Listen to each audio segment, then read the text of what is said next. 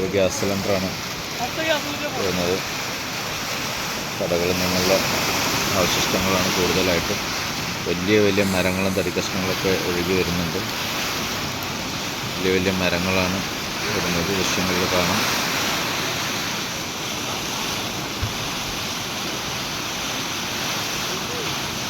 കലങ്ങി മറിഞ്ഞ്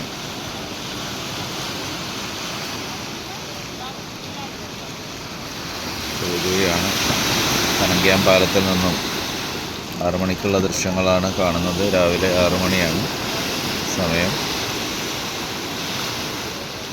വെള്ളം രാത്രി 3 മണിക്ക് നല്ല രീതിയിൽ വെള്ളം പൊങ്ങിയിരുന്നു. അത്രയ്ക്ക് വെള്ളം ഇല്ല എങ്കിലും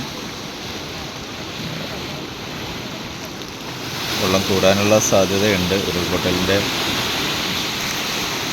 അടുത്ത കുറ്റിയതാ, അടുത്ത ഗ്യാസും കുറ്റി. മൂന്നാമത്തെ കുറ്റിയും പോയി. ഗ്യാസ് കുറ്റിയാണ് കൂടുതലായിട്ട് പോകുന്നത്. 4 ഗ്യാസ് കുറ്റികളാണ്. ഇപ്പോൾ ഒരുപാട് വീടുകൾ തകർന്നിട്ടുണ്ട് എന്നുള്ളത് ഇതിലൂടെ മനസ്സിലാക്കാം. വീടുകളിൽ ഉപയോഗിക്കുന്ന ഗ്യാസ് സിലിണ്ടറുകളാണ് കൂടുതലായിട്ടും പുഴയിലൂടെ ഒലിച്ചു പോയിക്കൊണ്ടിരിക്കുന്നത്. പനങ്കയം പാലത്തു നിന്നുള്ള ദൃശ്യങ്ങളാണ്.